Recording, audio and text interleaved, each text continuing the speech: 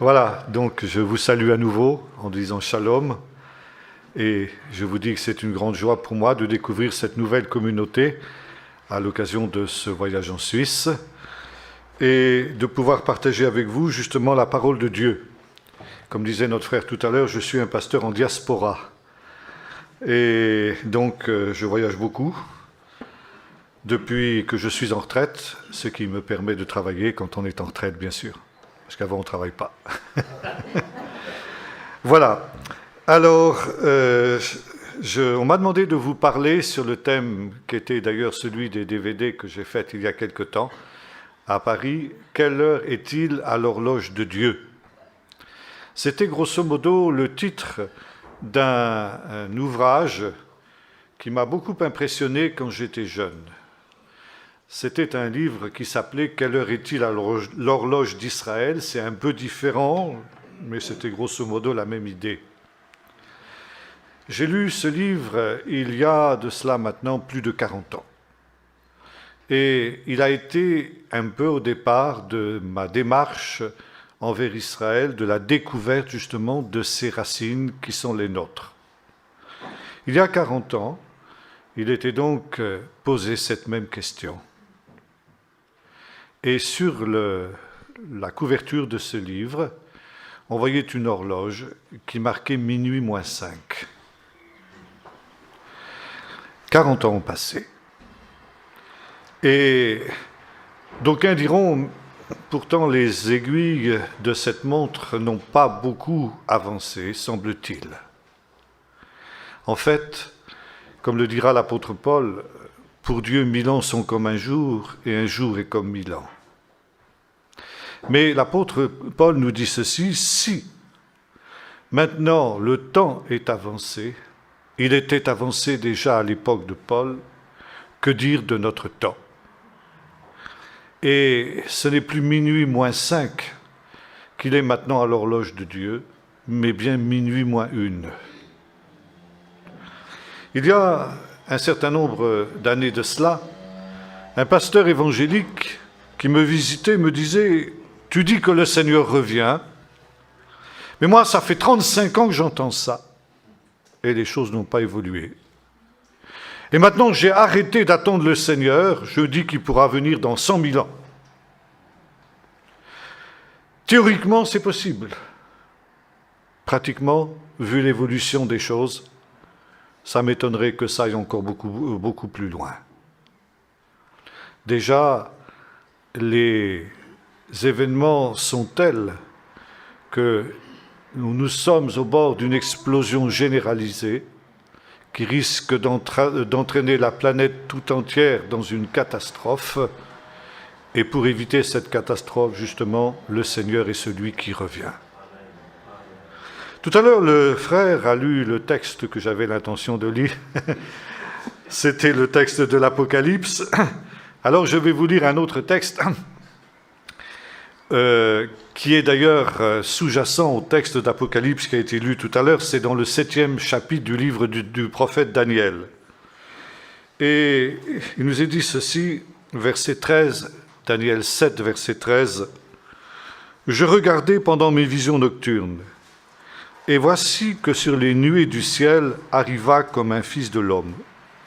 Il s'avança vers l'Ancien des jours, on le fit approcher de lui. On lui donna la domination, l'honneur et la royauté. Tous les peuples, les nations et les hommes de toute langue de servir. Sa domination est une domination éternelle qui ne passera pas, et sa royauté ne sera jamais détruite. » Je voudrais aussi lire un autre texte, maintenant dans l'évangile de Luc, au chapitre 2, et nous lisons au verset 25, Luc chapitre 2 et verset 25. « Et voici, il y avait à Jérusalem un homme du nom de Siméon. Cet homme était juste et pieux, il attendait la consolation d'Israël, et l'Esprit Saint était sur lui. » Il attendait la consolation d'Israël et l'Esprit Saint était sur lui. Beaucoup, certainement, à l'époque de Siméon, tenait le même raisonnement que ce pasteur dont je parlais tout à l'heure. Cela faisait 400 ans, grosso modo, que le peuple d'Israël, revenu de l'exil de Babylone, attendait la consolation d'Israël et la venue du Messie. Et certainement qu'à l'époque de Siméon, beaucoup commençaient à trouver que le temps était long. Et se disaient aussi que si 400 ans s'étaient passés sans que le Messie vienne, il pouvait bien encore y avoir de nombreux siècles. Et beaucoup, certainement à l'époque de Siméon, avaient cessé d'attendre. Et nous voyons ici un homme. Il y a aussi dans ce même texte une femme, une vieille femme, Hannah la prophétesse, dont il nous est dit qu'il attendait, lui. Là où les autres n'attendaient plus rien, lui, il attendait la consolation d'Israël. Et parce qu'il attendait cette consolation, l'Esprit du Seigneur était sur lui. Et parce qu'il attendait cette consolation, il est le seul qui ait vu le Messie, là où les autres n'ont vu qu'un simple enfant parmi d'autres. Et je crois que cet exemple de cet homme est aussi un avertissement pour nous. Parce que, comme le disait le Seigneur Jésus lui-même au peuple d'Israël, vous verrez de vos yeux et en fait vous ne verrez rien.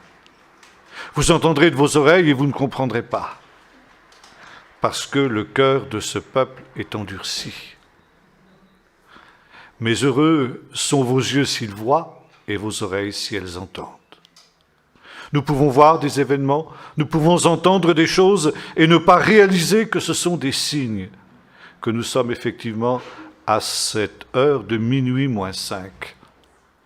Cette heure où le cri va retentir, comme il est écrit dans le chapitre 25 de l'évangile de Matthieu, le Messie vient, l'époux vient aller à sa rencontre. Et beaucoup se réveilleront comme ces vierges folles dont il est question dans cette parabole, n'ayant pas d'huile dans leur lampe et n'étant pas prêtes à aller à la rencontre du Seigneur. Voici, il vient. Dieu est le Dieu qui vient. Dieu porte un nom imprononçable, qui est composé de 4 lettres en hébreu, des lettres qui peuvent être translittérées en latin par YHWH,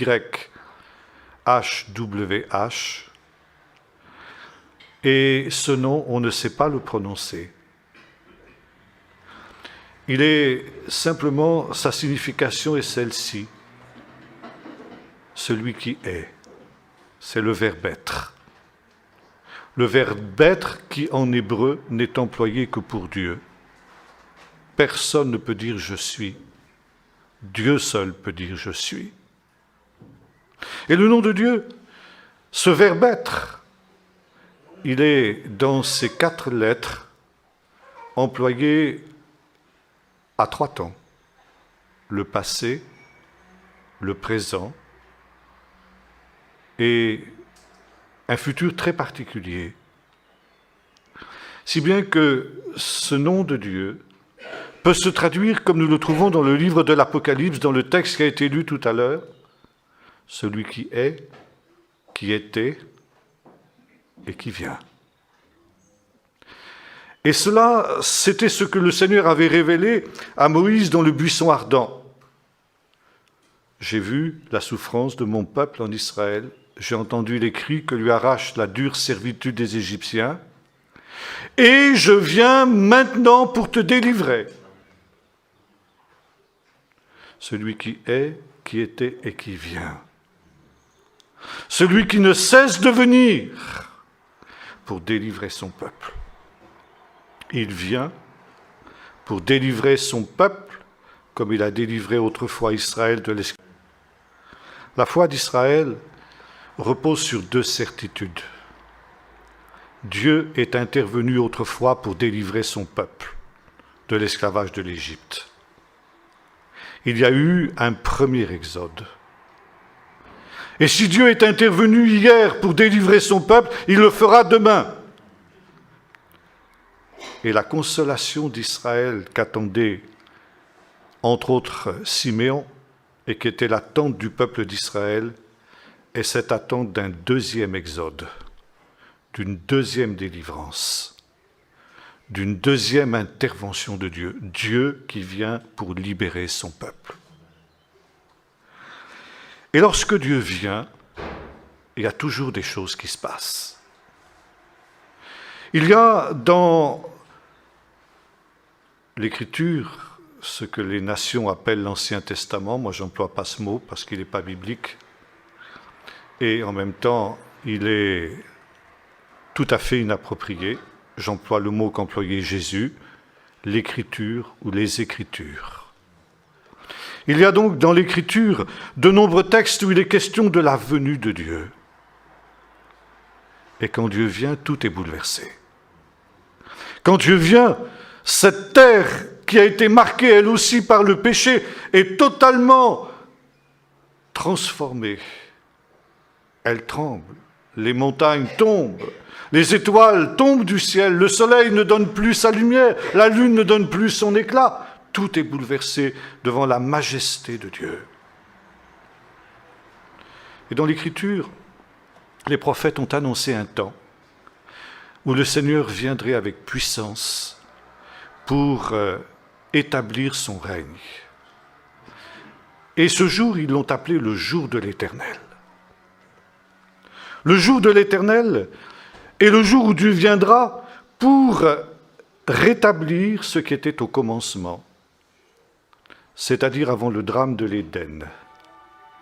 Et on appelle ça en hébreu le tikkun olam, la réparation de la brisure du monde. Depuis que le péché est entré dans le monde, ce monde est un monde brisé par le péché, comme un vase qui a été brisé en 1000 morceaux. Et déjà dans le Jardin d'Éden, au chapitre 3 du livre de la Genèse, verset 16, nous lisons la première prophétie messianique.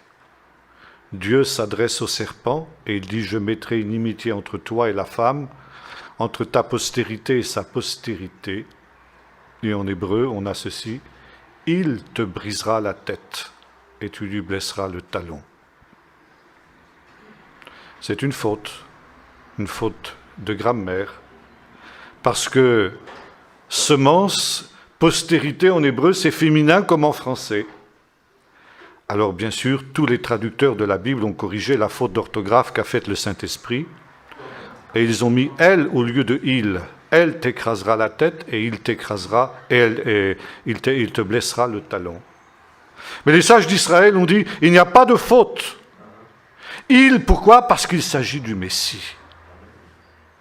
Le Messie sera le fils de la femme et c'est lui qui réparera la brisure du monde en écrasant la tête du serpent. Et voyez-vous, les textes prophétiques, là il faudrait une longue étude sur le thème du deuxième exode chez les prophètes. Il y a tous les prophètes ont parlé de ce deuxième exode. Mais un des prophètes plus particulièrement, c'est le prophète Ésaïe. Et le prophète Ésaïe a écrit tout un ensemble de son livre sur ce thème du deuxième exode, et on appelle cela le livret des consolations d'Israël, parce qu'il commence au chapitre 40 du livre du prophète Ésaïe par ces paroles « Consolez, consolez mon peuple, dit votre Dieu ». D'où cette expression « consolation d'Israël » qu'attendait le vieux Siméon dont nous avons parlé tout à l'heure.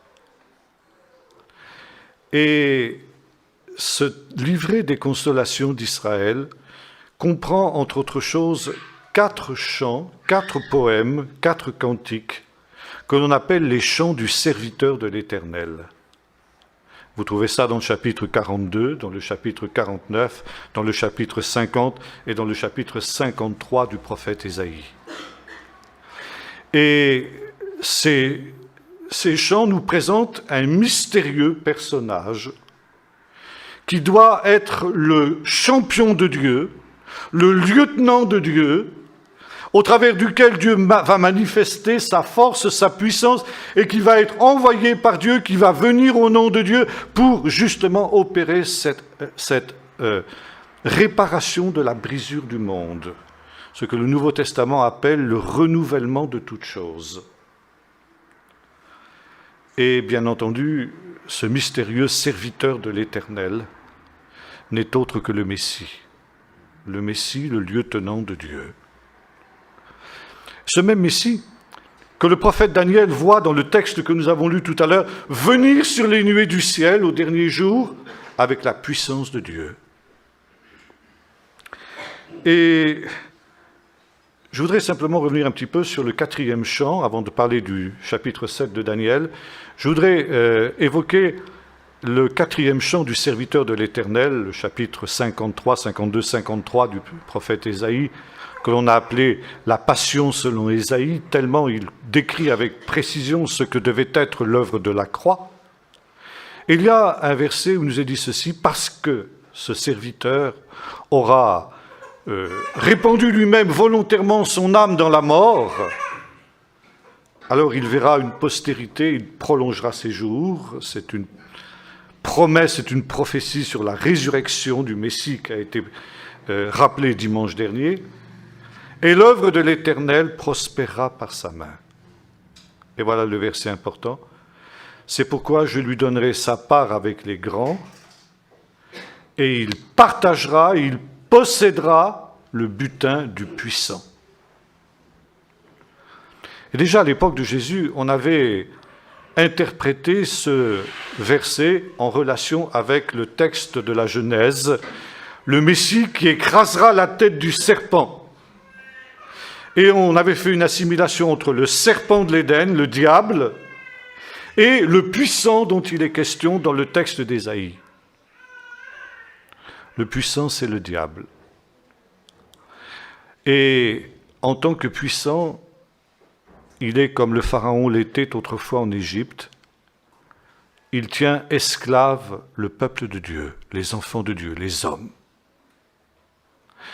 Et comme le dira Jésus qui commence ce texte dans une courte parabole que nous trouvons dans les évangiles synoptiques, Jésus commente ce texte de la manière suivante.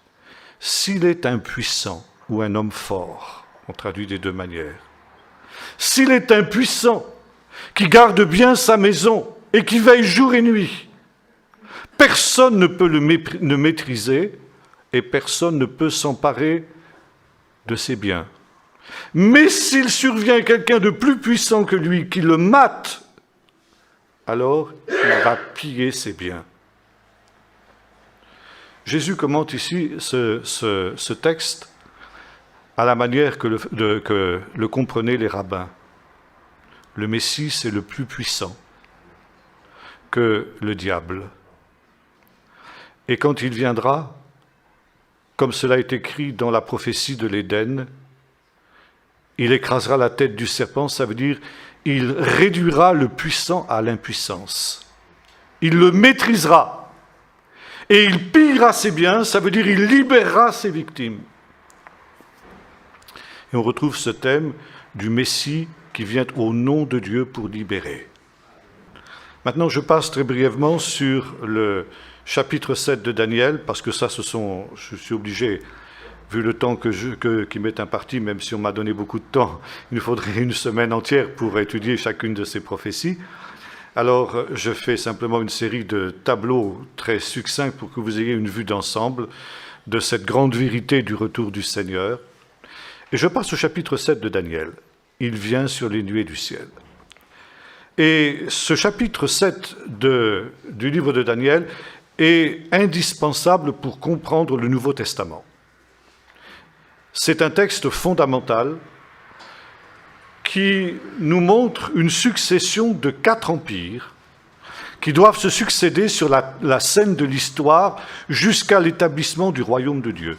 4 empires qui vont dominer et asservir, entre autres choses, le peuple d'Israël et la nation d'Israël.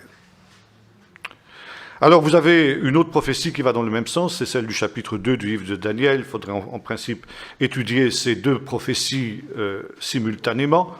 Mais je résume très brièvement ce que l'on trouve dans ces deux prophéties. Le premier de ces empires, c'est l'empire babylonien. Le deuxième empire, c'est l'empire médo-perse. Le troisième empire, c'est l'empire des Grecs, successeur d'Alexandre le Grand. Et apparaît ici un quatrième empire. Quatrième empire qui n'est pas nommé, qui n'est pas identifié par le prophète. Et ce quatrième empire, il nous est dit simplement que d'abord il apparaît sous l'image d'une bête qui n'existe pas dans le monde. Les autres empires sont typifiés par des bêtes, des lions, des ours, des léopards, bon ça on connaît. Mais le quatrième, c'est un animal qui n'existe pas dans le monde. Tout ce qu'on sait, c'est qu'il a des grandes dents et des griffes de fer. Ça n'existe pas, bien sûr, aucun animal n'a ça aujourd'hui. Et qu'il brise et qu'il rompt, qu'il piétine tout. C'est un animal terrible.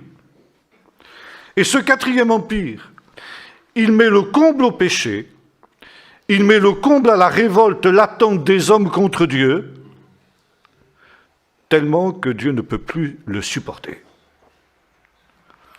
Et pendant que cet animal est en train de ravager la terre entière, ce quatrième empire, par conséquent, un tribunal est dressé dans le ciel. Un trône sur lequel s'assied l'Ancien des Jours, Dieu, c'est-à-dire le juge suprême. Puis la cour apparaît, des livres sont ouverts, des livres dans lesquels il y a l'acte d'accusation de cette bête abominable, et finalement, le jugement est prononcé. Et la bête est condamnée à mort. Et apparaît sur les nuées du ciel un fils d'homme, un être humain. Ça veut dire un être qui est complètement différent des bêtes, des empires humains. Les empires humains sont comparés à des bêtes. Ça veut dire elles sont inhumaines. Les systèmes politiques humains sont sans âme, sans cœur. Ils sont inhumains, ils sont bestiaux. Le royaume de Dieu sera humain. Et c'est la grande différence entre les empires humains qui sont des bêtes et le royaume de Dieu qui sera, lui, un empire où l'homme aura la place prédominante après Dieu, bien sûr. Ce sera pour l'homme et il ne sera pas sacrifié au système. Mais ce Fils de l'homme qui vient sur le nez du ciel, c'est aussi le serviteur des chants d'Ésaïe.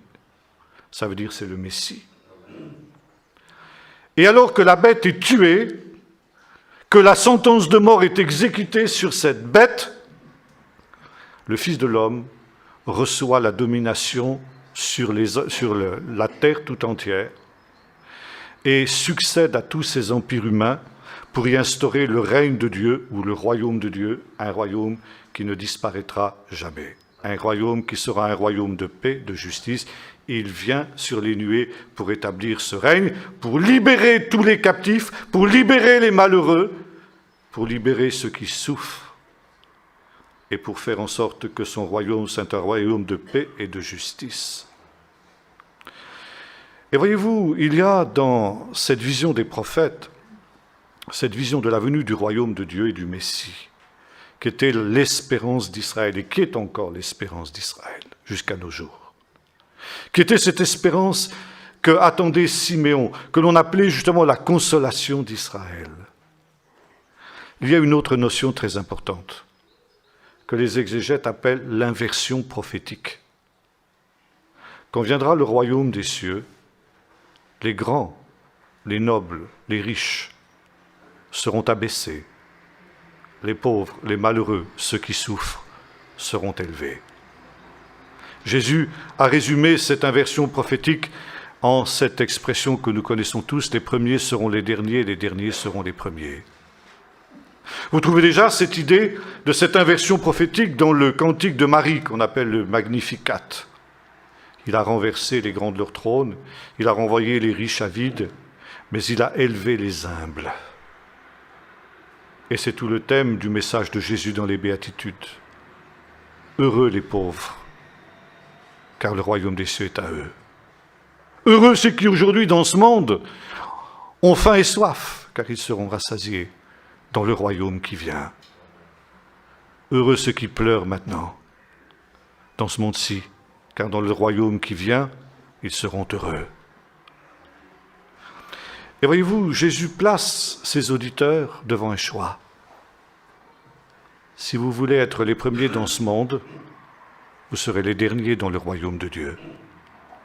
Et si vous acceptez d'être les derniers dans ce monde, vous serez les premiers dans le royaume de Dieu. Chacun choisit son camp. Ou avoir sa récompense ici-bas, y compris même dans l'Église. Jésus nous dira qu'on peut même faire des belles prières pour être approuvé des hommes. Alors tu auras ta récompense dans ce monde-ci, c'est-à-dire tu seras approuvé des hommes, et tu n'auras pas ta récompense dans le royaume de Dieu. Et voyez-vous, la venue du royaume de Dieu, le jour de l'Éternel, sera ce jour justement où Dieu viendra établir son royaume par le Messie. Telle était l'espérance d'Israël, et telle est encore aujourd'hui l'espérance d'Israël. Et lorsque le Seigneur vient, il viendra avec puissance et gloire.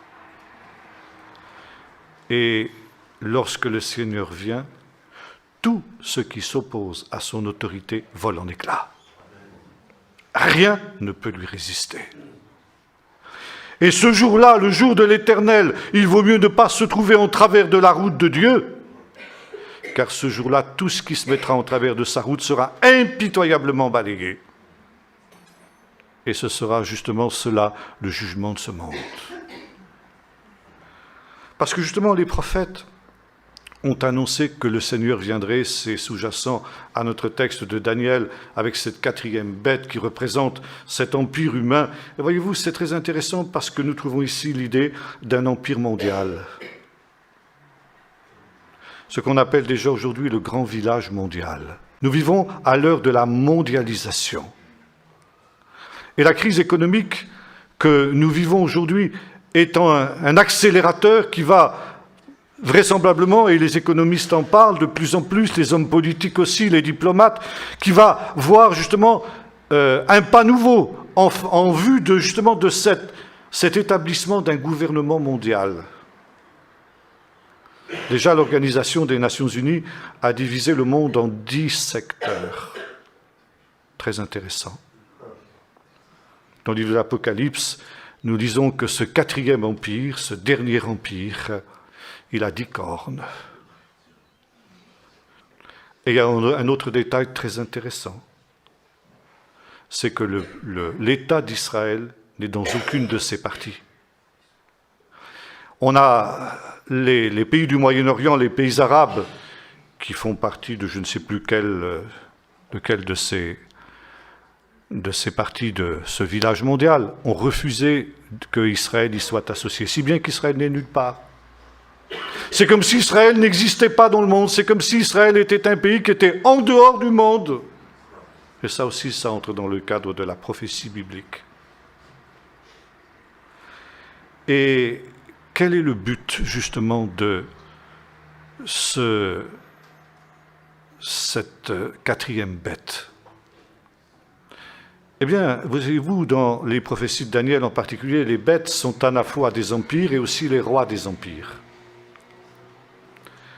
Le Fils de l'homme est à la fois l'image du royaume de Dieu et du chef du royaume de Dieu, c'est-à-dire le Messie. Et de la même manière que le Messie vient pour établir le règne de Dieu, de la même manière, la bête et le chef de la bête, que vous retrouvez d'ailleurs dans le livre de l'Apocalypse, eh bien, cherche à unifier le monde entier dans une ultime révolte contre Dieu, inspiré par le serpent, inspiré par le puissant dont il est question dans les prophéties d'Ésaïe. Et voyez-vous, il nous faut connaître la manière dont les Juifs de l'époque de Jésus comprenaient les prophéties, parce qu'autrement, nous faisons des erreurs d'interprétation de ces prophéties. Et c'est pourquoi, justement, je vous ai donné quelques aspects de cette compréhension qu'avaient les Juifs de l'époque de Jésus et donc de Jésus lui-même de l'accomplissement, de l'interprétation de ces prophéties. Et voici justement ce que nous disent au sujet de cette confrontation ultime.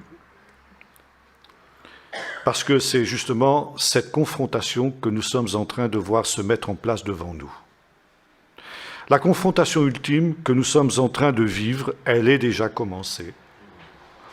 Eh bien, et donc la confrontation entre ce roi qui vient, voici il vient sur les nuées, et ces forces des ténèbres qui sont en train de se manifester aussi pour l'ultime révolte contre Dieu. Mais les sages d'Israël nous ont dit une chose très intéressante. Avant cette ultime confrontation, il y aura un long temps qui se passera. Et ça, vous trouvez ça notamment dans le psaume 2, qui est un des psaumes prophétiques, où il nous est dit ceci, ce psaume qui nous parle du Messie, où il est dit « Tu es mon fils, aujourd'hui je t'ai engendré », c'est le psaume 110 aussi, c'est les deux psaumes messianiques qui sont les plus souvent cités dans le Nouveau Testament. « J'ai établi mon roi sur Sion, ma montagne sainte. Demande-moi et je te donnerai les extrémités de la terre pour héritage. » Et les rabbins ont dit « Qu'est-ce que ça veut dire ?» Ça veut dire que le Messie viendra en 2 temps. D'abord, il viendra, comme c'est écrit dans les prophéties de Zacharie, chapitre 6, sur un âne. Ça veut dire humble, sans éclat, sans cette gloire dans laquelle le prophète Daniel l'avait vu venir sur les nuées du ciel. Il viendra comme est venu le premier libérateur d'Israël, c'est-à-dire Moïse. Il nous est dit de Moïse, quand le Seigneur l'a appelé dans le buisson ardent, « Retourne dans le pays d'Égypte, car ils sont morts, tous ceux qui ont voulu à ta vie. » Moïse prit sa femme et ses fils, et il les mit sur un âne, et il retourna dans le pays d'Égypte. Le premier libérateur, il est venu sur un âne. Et le deuxième libérateur, il viendra sur un âne, car il nous est dit, « Réjouis-toi, fille de Sion, ton roi vient à toi, il est monté sur un âne, sur le petit d'une ânesse. » Ça veut dire le Messie, le deuxième libérateur, sera aussi un deuxième Moïse. Qu'est-ce qu'a fait Moïse? Il a donné la Torah au peuple d'Israël. Et le deuxième Moïse, il donnera une deuxième Torah, ce que nous appelons l'Évangile. Et cette Torah, il la répandra à toutes les nations, ainsi qu'il est écrit, « Demande-moi et je te donnerai les nations pour héritage. » Et les nations, dit les sages d'Israël, à l'époque de Jésus, écoutez ça, c'est très important. Ils ont dit, le nouveau Moïse, le Messie, donnera une Torah qu'il répondra à toutes les nations. Et les nations recevront volontairement le joug de la Torah du Messie sur leurs épaules. Le règne du Messie se fera par la douceur, car il est dit, il vient doux et victorieux monté sur un âne. Il ne viendra pas avec les chars de guerre et avec l'épée pour imposer sa volonté, son royaume par la force, mais il le fera par la douceur et par la patience. Et les nations accepteront volontairement son joug sur leurs épaules. Et le Midrash, ça veut dire cette interprétation, pose aussi cette question. Mais dans ce temps-là où les nations accepteront la Torah du Messie, le peuple d'Israël l'acceptera-t-elle? On ne répond pas à cette question, mais on laisse la possibilité qu'au moment où où les nations acceptent ce que nous appelons l'Évangile, le peuple d'Israël le refuse, ce qui a été le cas. Et par conséquent, les sages ont dit, le Messie ne viendra pas avant que le monde entier ait été rempli par ce qu'on appelle en hébreu la minute. Minute, ça vient de 3 mots hébreux, Ma'amine Yeshua Notzri, les croyants en Jésus le Nazaréen, jusqu'à ce que la foi dans Jésus le Nazaréen ait été répandue dans le monde entier. Et vous avez ça aussi dans l'Évangile, il faut d'abord que cet Évangile soit répandu jusqu'aux extrémités de la terre, et alors seulement viendra la fin. Et vous connaissez aussi ce texte où les disciples demandent à Jésus, « Rabbi, est-ce en ce temps-là que tu rétabliras le royaume d'Israël ?» Jésus leur répond, En quelque sorte, c'est moi qui interprète les paroles de Jésus, mais c'est ça que ça veut dire, je ne rétablirai pas le royaume d'Israël avant que l'évangile ait été répandu jusqu'aux extrémités de la terre. Parce que avant cela, vous allez recevoir le Saint-Esprit dans quelques jours, et vous serez mes témoins à Jérusalem, en Judée, en Samarie, et jusqu'aux extrémités de la terre. Il faut que la terre entière soit gagnée par l'évangile. Il faut qu'il y ait dans toutes les nations des gens, des nations qui ont cru en Jésus, et alors seulement viendra... À l'automne dernier, le peuple d'Israël a pu voir sur ses écrans de télévision un spectacle peu banal. Des papous, originaires de Nouvelle-Guinée, étaient venus à Jérusalem. La Papouasie, par rapport au pays d'Israël, c'est vraiment les extrémités de la terre. La Nouvelle-Guinée, c'est une ville qui est située au nord de l'Australie, une grande île qui est située au nord de l'Australie, et par conséquent, nous sommes vraiment aux extrémités de la Terre.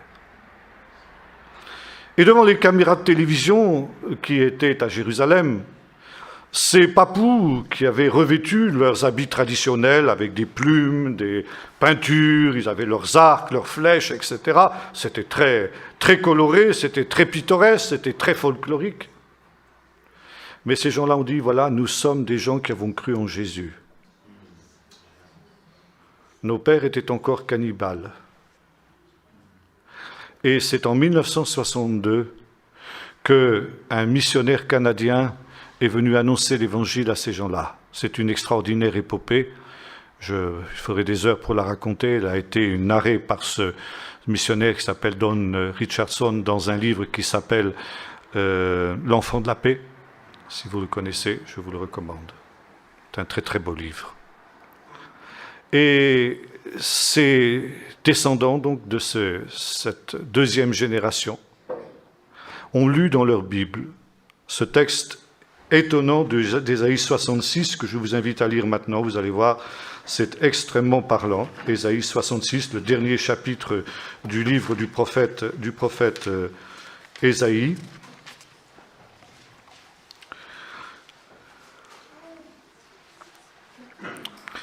Verset 20.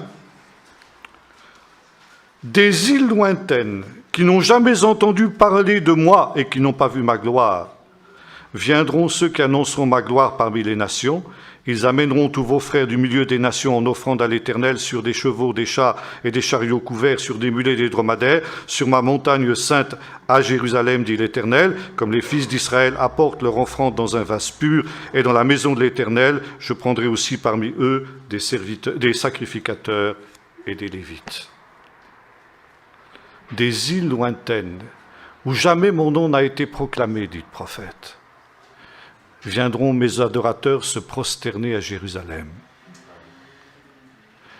Et les papous ont eu le sentiment qu'ils habitaient vraiment ces îles lointaines, où la gloire de Dieu n'avait jamais été proclamée jusqu'à ces temps derniers, et que maintenant qu'ils avaient reçu cet évangile qui 2000 ans auparavant était sorti de Jérusalem le jour de la Pentecôte et avait mis 2000 ans pour les atteindre, ils devaient retourner à Jérusalem pour bénir Dieu de leur avoir apporté l'évangile. Et ils ont apporté à Jérusalem 2 lingots d'or. Et là, ils ont, devant les télévisions, remis ces 2 lingots d'or qu'ils avaient amenés en offrande au Seigneur, pour montrer que la prophétie s'était accomplie. Et les rabbins pleuraient en disant « c'est l'accomplissement de la prophétie ». L'évangile a atteint toute la terre, jusqu'aux extrémités de la terre. Et Don Richardson évoque le fait que la Nouvelle-Guinée était le dernier endroit du monde où l'évangile n'avait jamais été proclamé. La prophétie est accomplie. Et commentant le psaume 2, les sages d'Israël ont dit ceci. Quand cela aura eu lieu, ça veut dire quand toute la terre aura été remplie par le christianisme, ce qu'ils appellent la minute, ce que nous appelons nous le christianisme ou l'évangile, alors ces nations qui auront reçu volontairement le joug du Messie se révolteront. Ainsi qu'il est écrit, brisons leurs liens et débarrassons-nous de leurs chaînes. Et les sages ont dit, qu'est-ce que c'est que ces liens et ces chaînes? Ce sont ce joug du Messie, ces chaînes du Messie, ces chaînes de la Torah du Messie, que dans un premier temps, les nations auront accepté volontairement, et que dans les derniers temps, elles chercheront à rejeter, à briser. Et il y a dans les textes de l'Écriture, comme dans ceux du Nouveau Testament, notamment, il y a un texte fondamental, c'est dans la deuxième aux Thessaloniciens, chapitre 2, où Paul nous dit ceci, répondant à une question des Thessaloniciens, est-ce qu'éventuellement le Seigneur ne serait pas revenu et qu'on ne s'en rende pas compte? Et Paul dit non, parce qu'auparavant, avant la venue du Messie, il faut qu'on ait vu l'apostasie. Apostasie, c'est un mot grec qui signifie l'abandon de la foi. Et c'est une notion que vous trouvez déjà dans le livre du prophète Daniel, que vous trouvez aussi chez d'autres prophètes. Cette idée dans les psaumes aussi, j'en ai évoqué le psaume 2, cette idée que les nations, entraînées par cette bête diabolique dont il est question ici dans ce chapitre 7 de Daniel, au temps de la fin, chercheront à se révolter contre Dieu, contre son Messie, contre sa Torah et contre son peuple. Et c'est exactement ce que nous vivons ces temps. L'apostasie, y compris celle de l'Église. Et ça aussi, c'est prophétisé. Abandonneront la foi, dit Paul aussi à Timothée. Qui abandonnera la foi? Des gens qui l'ont eue, pas des gens qui ne l'ont pas eue. Nos pays n'ont jamais été chrétiens, au sens biblique du terme, mais ils ont été christianisés. Ça veut dire que l'Évangile a pénétré les institutions de nos pays. Votre drapeau en Suisse, bien sûr, la croix, c'est pas un hasard. Pourquoi rouge aussi? Le sang du Christ, vous savez ça mieux que moi, bien sûr. Par conséquent, nos pays, et le vôtre en particulier, ont été placés en quelque sorte sous le sceau de l'Évangile. La culture, les institutions, l'art, etc. Le droit ont été marqués, la morale, l'éthique ont été marqués par l'Évangile. Et aujourd'hui, nous vivons ce temps du post-christianisme, ça veut dire de la révolte contre le judéo-christianisme. Ça, c'est la grande apostasie qui avait été annoncée par les prophètes et qui a été annoncée par Paul. Vous savez que dans la Constitution de l'Europe, on n'a même pas voulu évoquer le fait que l'Europe avait été bâtie sur les fondements du judéo-christianisme. C'est une marque de l'apostasie, ce refus de reconnaître ses racines. Et nous assistons aujourd'hui à une véritable haine du judéo-christianisme de toutes les manières. Et cet esprit diabolique, cet esprit de l'Antichrist, qui cherche justement à provoquer ce rejet dont parlait le psaume 2, brisons leurs liens, débarrassons-nous de leurs chaînes, ça veut dire l'Évangile. C'est un joug intolérable, ça nous empêche de nous épanouir, ça nous empêche d'être libres, ça nous empêche de jouir de la vie. Alors, débarrassons-nous de toutes ces choses. Et alors maintenant, je cite aussi d'autres commentaires rabbiniques, vous allez voir, c'est très intéressant. Le Messie, ou plutôt le serpent ancien, à partir du moment où il prend la direction de ce monde, puisque c'est lui qui le fait, provoque ce qu'on appelle en hébreu la Gola. Ça veut dire l'exil. L'homme est chassé du paradis terrestre et il part en exil. Et jusqu'à la nouvelle Jérusalem, l'homme est en exil. Et le peuple d'Israël va revivre aussi ce drame à plusieurs reprises. Le peuple d'Israël est un petit monde dans un grand monde.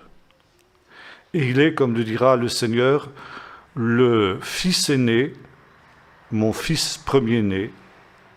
Et il typifie en quelque sorte tout ce qu'est l'histoire du monde. Quand le peuple d'Israël va pécher, il va être aussi exilé du pays dans lequel le Seigneur l'a fait venir, le pays d'Israël, et il va partir en exil. C'est ce qu'on appelle la Gola. Et nous retrouvons aussi cet exil à Babel, lorsque les nations se créent et qu'elles vont être dispersées sur toute la surface de la terre. Vous avez aussi cette idée d'une Gola, lorsque la parole va sortir de Jérusalem après la Pentecôte et que les apôtres vont être dispersés dans le monde entier pour prêcher l'Évangile. C'est un mouvement centrifuge de Jérusalem ou du paradis terrestre vers les extrémités de la terre. Et vous avez ensuite le mouvement inverse.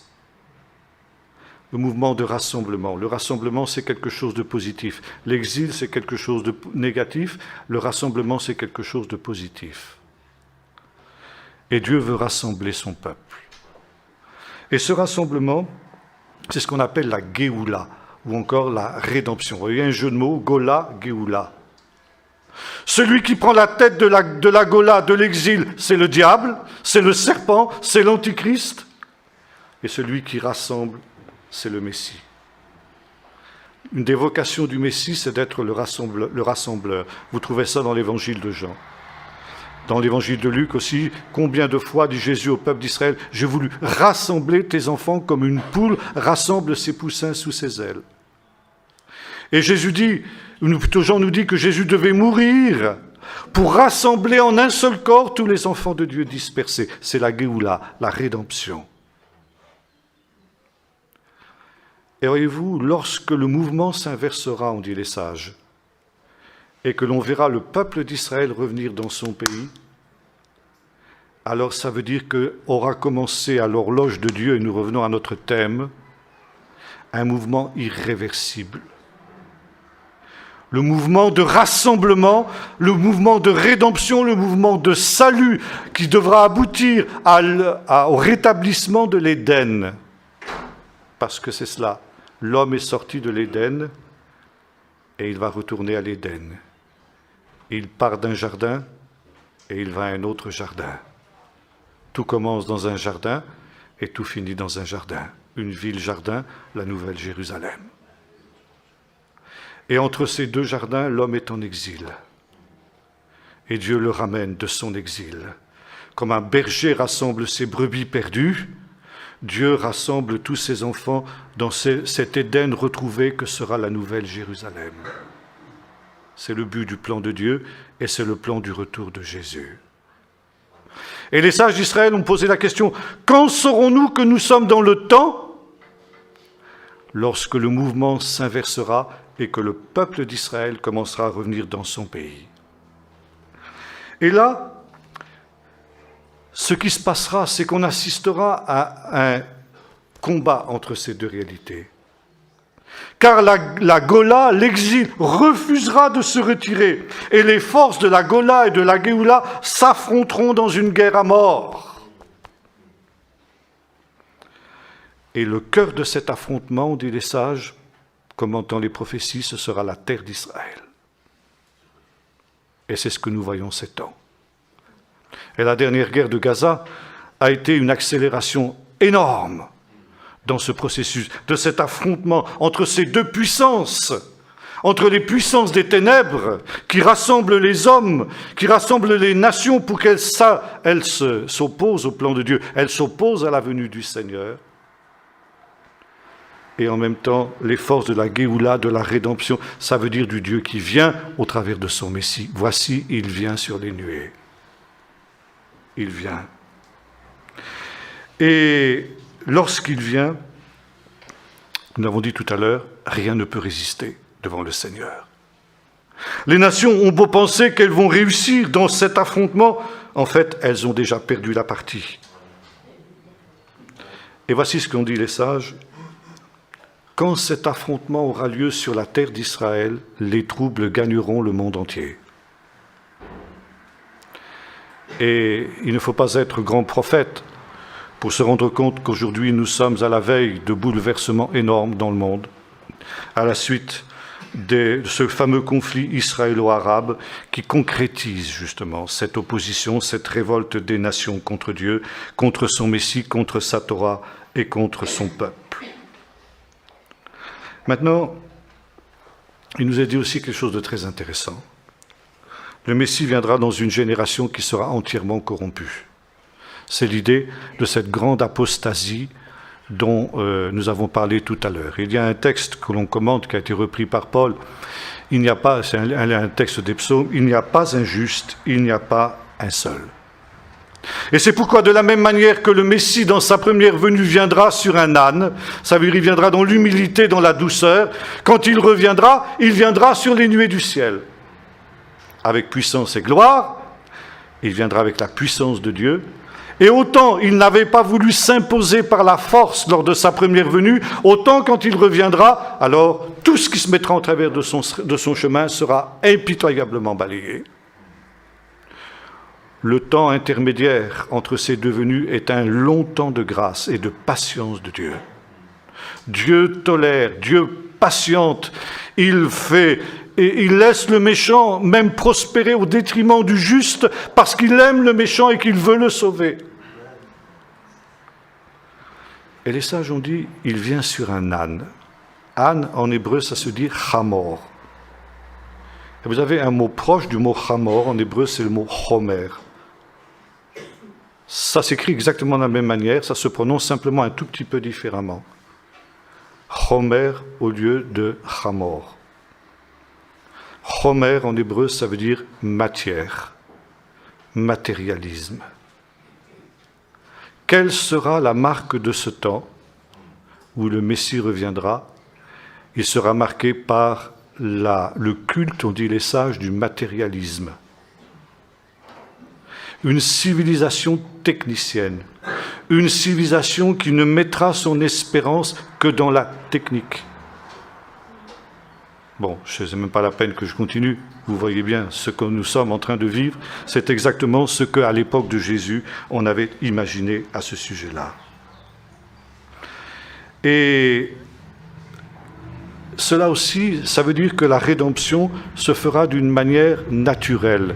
On aura l'impression qu'il n'y a pas de miracle. Le peuple d'Israël revient dans son pays, on dirait, par des moyens naturels, par des moyens humains. Ce n'est pas les grands miracles par lesquels Dieu avait fait sortir son pays d'Égypte à l'époque de Moïse. Mais plus on ira de l'avant, plus le miracle deviendra évident. Au début, ça semblera être un processus entièrement naturel, mais plus on avancera dans le temps, plus le miracle deviendra évident.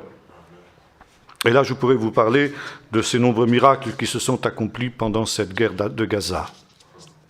Vous en avez peut-être entendu parler, il y en avait déjà dans toutes les guerres d'Israël. Bon, notamment ce qui s'est produit pendant la guerre du Kippour en 1973, alors qu'Israël a été complètement pris par surprise. Lorsque des centaines et des milliers de tanks syriens ont déferlé sur le plateau du Golan, il n'y avait que quelques dizaines de chars israéliens en face d'eux pour s'y opposer. Et ces chars ont été balayés. Et les Syriens sont arrivés au bord du plateau du Golan sans aucune opposition en face d'eux. Ils n'avaient qu'à dévaler les pans du plateau et Israël était perdu, Israël était détruit. Et au moment critique, au moment où ils allaient déferler sur les réserves israéliennes qui étaient en train de se constituer en bas, de manière totalement incompréhensible, les chars syriens ont fait demi-tour. Après la guerre, le commandant de la 7e division blindée syrienne a été fait prisonnier par les Israéliens. Et les Israéliens lui ont demandé « Mais pourquoi vous n'avez pas avancé ?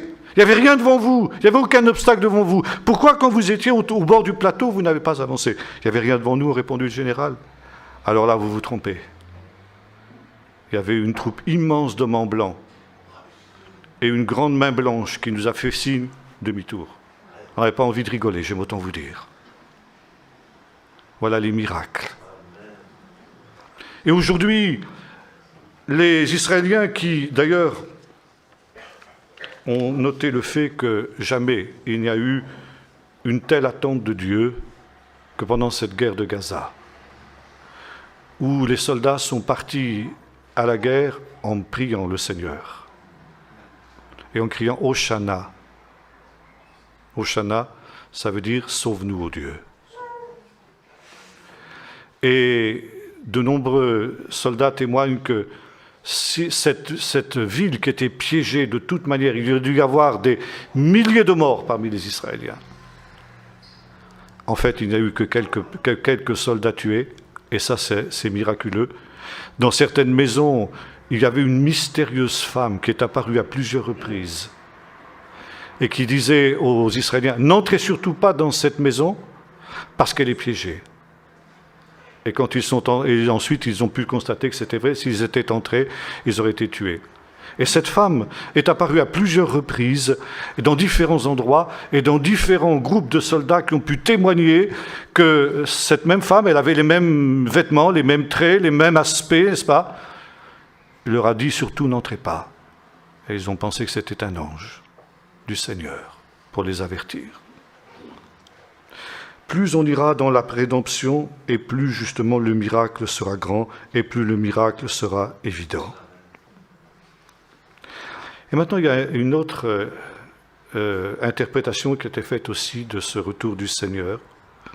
J'ai dit ceci, dans ce temps-là, l'angoisse sera telle qu'on ne se rendra même plus compte que l'on vit dans un déclin spirituel important, parce que la venue du salut sera totalement différente de ce que l'on attendait.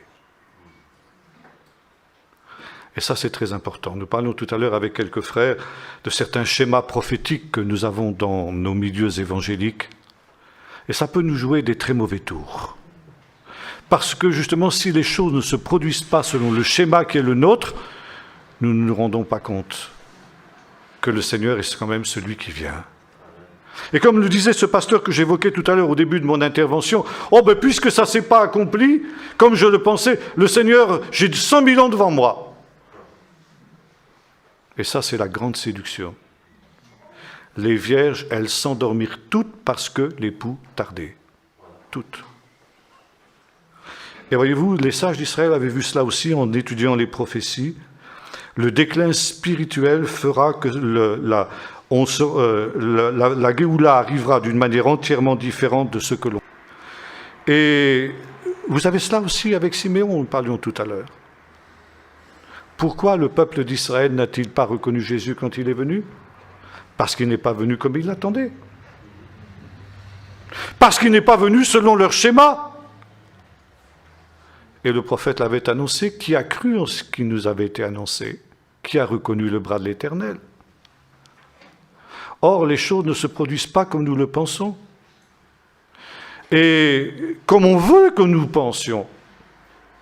Comment ce peuple d'Israël qui massacre des enfants palestiniens, comment c'est que ça pourrait être la réalisation du plan de Dieu, etc. Et on ne se rend pas compte que les choses ne s'accomplissent pas comme nous les attendons. Les événements commenceront lentement, dit un autre texte, et puis s'accentueront selon qu'il est écrit « Je hâterai ces choses en leur temps ». Et c'est de ce texte que l'on conclut qu'on tire cette conclusion que j'évoquais tout à l'heure. Quand le processus de rédemption aura commencé, il ne s'arrêtera plus. Au contraire, il va aller en s'accélérant au fur et à mesure que le temps passera. Mais jusqu'à la venue du Messie, on dit les sages, nos ennemis domineront plus ou moins sur nous, parce que le Messie ne viendra que lorsqu'Israël aura été abandonné par tous. Ah, ça aussi c'est très intéressant. Il y a quelque temps de cela, je faisais une conférence du même ordre dans un petit groupe en Bretagne, et j'expliquais que, à mon sens, même si pour l'heure, c'était il y a plusieurs années de cela, les États-Unis étaient un allié solide d'Israël, il pourrait bien venir un temps où les États-Unis lâchent Israël. Et après la conférence, un monsieur s'est levé, il dit « Écoutez, moi je connais bien les États-Unis, je reviens des États-Unis encore, j'y étais il y a peu de temps, je peux vous dire une chose, jamais les États-Unis ne lâcheront Israël. » Je dis « Mon cher monsieur, il ne faut jamais dire jamais. On ne sait jamais ce que dont demain sera fait. » Et depuis quelques mois, depuis novembre dernier, vous le savez, il y a un certain président Obama qui est arrivé à la tête des États-Unis et qui dit haut et fort qu'il n'est pas un ami d'Israël et qu'il a l'intention justement en tout cas de prendre beaucoup de champ, beaucoup de distance vis-à-vis d'Israël. Et je peux vous dire qu'en Israël, on est très inquiet actuellement de l'avenir justement des relations avec les États-Unis. Et voyez-vous, quand Israël aura été abandonné par tous ses amis, alors effectivement les forces des ténèbres qui sont en train de se masser contre Jérusalem, comme disait un représentant des services secrets israéliens qui parlait avec un pasteur de mes amis et qui lui a dit actuellement l'état-major israélien travaille sur des schémas d'une attaque des nations contre Israël de type Kosovo. Et voyez-vous, ça aussi c'est l'accomplissement des prophéties. Je rassemblerai toutes les nations contre Jérusalem, a dit le prophète Zacharie. Et la ville sera prise, la détresse sera terrible au sein du peuple d'Israël. Et à ce moment-là, les pieds du Seigneur Jésus se poseront sur les monts des Oliviers pour délivrer son peuple. Ce sera le dernier stade de ce drame. La venue du Seigneur, voici, il vient sur les nuées. Alors, auparavant, le Seigneur aura enlevé les siens. Et là, le Seigneur est celui qui vient, il vient aussi pour prendre les siens. Ça, je n'ai pas le temps de développer ça, je le ferai Dieu voulant à Lausanne dans quelques jours, parce que c'est le thème que l'on m'a demandé de traiter. Alors, je le laisse pour Lausanne. Ceux que ça intéresse, vous pourrez venir nous écouter à Lausanne, au réveil. Hein. Mais en tout cas, ce qui est certain, c'est que le Seigneur dit que, avant qu'il ne revienne, il reviendra avec les siens sur le mont des Oliviers. Par conséquent, pour revenir avec les siens, il faut que les siens soient partis avant. Alors, je ne vais pas vous dire combien de temps avant nous serons enlevés. Il y en a qui disent 7 ans, il y en a qui disent 3 ans et demi. J'en sais rien. Comme je disais tout à l'heure à nos frères, nous voulons tout comprendre, nous voulons tout rationaliser, nous les Occidentaux, et nous voulons ignorer en tout cas qu'il y a des mystères dans l'Écriture.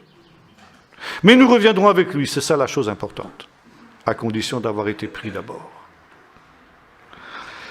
Et voyez-vous, l'un sera pris, l'autre laissé, nous dit là le texte biblique. Pourquoi ne serions-nous pas tous pris? Paul nous le dit.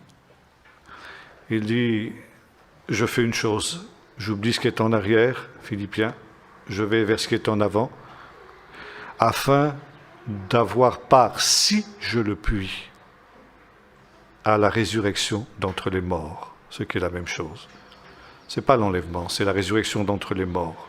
Et les vivants sont enlevés, sont transformés, mais ils participent d'une certaine manière à la résurrection d'entre les morts, la première résurrection. Si Paul disait qu'il n'était pas sûr de participer à la première résurrection, ben pauvre de moi. Ce qui montre qu'il y a un combat. Il y a un combat contre les forces des ténèbres. J'ai parlé 1 heure, je vais m'arrêter. Je voudrais simplement évoquer quelque chose qui m'a beaucoup parlé ces temps derniers. C'était il y a quelques semaines de cela, très courte semaine. Je revenais du Midi et je m'étais arrêté à Bordeaux, dans un petit groupe. Et là, il y a un couple que nous connaissons depuis un certain temps. Et le monsieur est conducteur d'engins, bulldozer et engins de même type. Ce sont des chrétiens très fervents. Et en septembre dernier, nous ont-ils raconté là, nous ne les avions pas revus depuis cette date, et lui n'était pas là, mais sa femme nous a raconté ce qui s'était passé pendant ce début du mois de septembre dernier, où son mari, avec ses enfants, 2 de ses fils, était en train de travailler pour débroussailler une espèce de lande qu'il y avait là-bas dans une propriété où on lui avait demandé d'intervenir avec son bulle. Il faisait chaud, il était torse nu et la cabine du bulle était ouverte. Et il y avait des broussailles, un embrouillamini de toutes sortes de troncs d'arbres, etc. Et soudain, une des chenilles du bulle a monté sur un tronc d'arbre et ça a fait levier. Et le tronc d'arbre s'est levé comme ça, et il est allé frapper une branche d'un arbre qui était au-dessus du bulle, et dans cet endroit, il y avait un nid de frelons. Et le nid de frelons est tombé dans la cabine ouverte de notre ami, qui n'a pas eu le temps de descendre, il était torse nu, il était en plus de ça allergique au venin d'abeilles et autres animaux semblables, il a été piqué 52 fois. Il a eu le temps de se traîner hors de sa cabine, de dire à ses fils « partez à toute vitesse », et il est tombé dans le coma. Et le SAMU est arrivé, lui, il est perdu. Il n'y a aucune chance de le sortir de là. Et miraculeusement, il est revenu à la vie. Et cet homme a fait une expérience de ce qu'on appelle la vie après la vie. Ça veut dire, il s'est vu soudain, il a raconté, enfin pas, c'est sa femme qui nous a raconté pour lui parce qu'il lui était absent, il s'est vu soudain propulsé à une vitesse extraordinaire, passant au travers d'un mur. Et là, il s'est trouvé dans un monde de lumière extraordinaire, où il s'est soudain senti très bien. Il dit, j'ai pas vu le Seigneur, mais j'ai senti sa présence. Et j'ai surtout entendu sa voix, non pas audiblement, mais d'une manière très forte, aussi forte que je l'avais entendue de mes propres oreilles. Et il m'a dit, tu vas retourner dans le monde. Il dit, non Seigneur, je suis trop bien ici, je n'ai pas envie de partir. Le Seigneur dit, tu vas repartir parce que j'ai une mission à te confier. Je t'ai fait venir ici pour te dire d'aller dire à mes frères que je viens bientôt. Et qu'ils se préparent. Et qu'ils se préparent de deux manières, en se sanctifiant et en se purifiant. Voilà. Je viens bientôt. Voici, il vient. Alors, je voudrais simplement conclure par cette expérience et par cette exhortation de ce frère. J'ai dit à sa femme, je lui ai dit, bien, j'ai noté tout ça très soigneusement, ce qu'elle avait raconté, et je lui ai dit, bien, maintenant, je peux vous dire une chose, c'est que je le raconterai, je passerai cette expérience, parce que je crois vraiment que c'est quelque chose de Dieu. Le Seigneur nous invite à nous préparer. Le Seigneur vient dans 100 000 ans, il est plus tard que tu ne penses. Beaucoup plus tard à l'horloge de Dieu. Vous savez, chaque fois que le réveil est là, on retrouve le sentiment que le Seigneur est celui qui vient. Vous allez dire, mais tous les réveils ont dit ça. Oui, tous les réveils ont dit ça. Et là, je vous citerai simplement ce que disait mon professeur du Nouveau Testament à l'Université de Jérusalem. J'ai eu le privilège d'étudier avec un professeur juif. J'ai étudié le Nouveau Testament avec un professeur juif. Et quand on lui demandait quand se situera justement ce que nous appelons l'enlèvement, je citerai ça à Lausanne dans la semaine, il répondait, c'est la chose la plus difficile à déterminer quand on étudie le Nouveau Testament. Et c'est voulu par Jésus, parce que Jésus a voulu qu'on soit prêt à tout moment. Alors, voyez-vous, quand le Saint-Esprit vient, on retrouve le sentiment de l'urgence de celui qui vient. Voici, il vient sur les nuées, celui qui est, qui était et qui vient. Et quand le Saint-Esprit n'est plus là, quand le réveil n'est plus là, on oublie que le Seigneur est celui qui vient. Et je reviens à ce que je disais de Siméon tout à l'heure en commençant. Il attendait, et parce qu'il attendait, l'Esprit Saint était sur lui. Il y a une relation entre la présence du Saint-Esprit sur lui et l'attente dans laquelle il vivait. Quand le Saint-Esprit s'en est allé, quand le Saint-Esprit est parti, on n'attend plus. Et c'est un test pour chacune de nos vies ce matin. Tu dis, le Saint-Esprit est en moi et je suis rempli du Saint-Esprit parce que je chante, je danse, je loue, je fais toutes sortes de choses. Ça, c'est pas une preuve. Les Israélites aussi croyaient que le Seigneur était avec eux quand l'arche était venue dans le camp d'Israël. Ils dansaient, ils chantaient, ils louaient. Et ils ont subi une défaite de première catégorie. Le Saint-Esprit n'était pas avec eux. Comment peut-on savoir si le Saint-Esprit est avec nous? Si nous vivons dans cette attente du Seigneur. Il attendait la consolation d'Israël et l'Esprit Saint était sur lui. Et c'est pourquoi, justement, si nous n'attendons plus, c'est le signe que nous sommes assoupis, c'est le signe que nous sommes endormis. Alors, eh bien, il n'y a qu'une seule chose à faire. Ce que disait le Seigneur à une de ces églises de l'Apocalypse, « Souviens-toi d'où tu es tombé, garde, reviens et repens-toi. Retrouve ton premier amour, repens-toi, je châtie et je reprends tout ce que j'aime, mais au vainqueur. Eh bien, je le ferai asseoir sur mon trône, il pètera les nations avec une verge de fer, comme je l'ai fait moi-même, et c'est le psaume 2 dont nous avons parlé tout à l'heure. Voici, il vient sur les nuées. Le Seigneur est celui qui était, qui est et qui vient aujourd'hui dans nos vies, qui vient aujourd'hui dans ta vie, pour nous délivrer de nos torpeurs. Il vient, et déjà le processus est enclenché d'une manière irrémédiable, et c'est le cri « Allez, voici l'époux, allez à sa rencontre ». Aujourd'hui, lève-toi et va à la rencontre de celui qui vient, l'époux qui vient sur les nuées du ciel, le Fils de l'homme avec une grande puissance et une grande gloire. Prions maintenant. Notre Dieu, tu veux que nous prenions conscience qu'il est minuit moins 5 à l'horloge de ton retour, que tu es celui qui vient. Et nous te prions, Seigneur, que tu nous aides à faire le bilan de nos vies devant toi ce matin pour que nous puissions voir où nous en sommes. Seigneur, tu veux que nous réalisions que peut-être les soucis de la vie, les 1001 activités, préoccupations qui sont les nôtres, nous ont amenés à ne plus vivre dans cette attente et à nous dire que ces événements sont des événements naturels et que par conséquent, nous pouvons encore avoir de nombreuses années devant nous. Seigneur, apprends-nous à écouter ta voix, à être de ceux qui entendent le cri de minuit, voici l'époux, et que nous levions, nous allions à ta rencontre, et que si cela était nécessaire, que nous puissions acheter de l'huile avant que tu ne viennes et que la porte ne soit fermée, qu'il ne soit trop tard. Mais donne-nous, Seigneur, d'entrer dans la salle des noces et de participer à ce festin des noces de l'agneau dans cette nouvelle Jérusalem, dans cet Éden retrouvé, dans cet exil terminé, au nom de Jésus. Amen.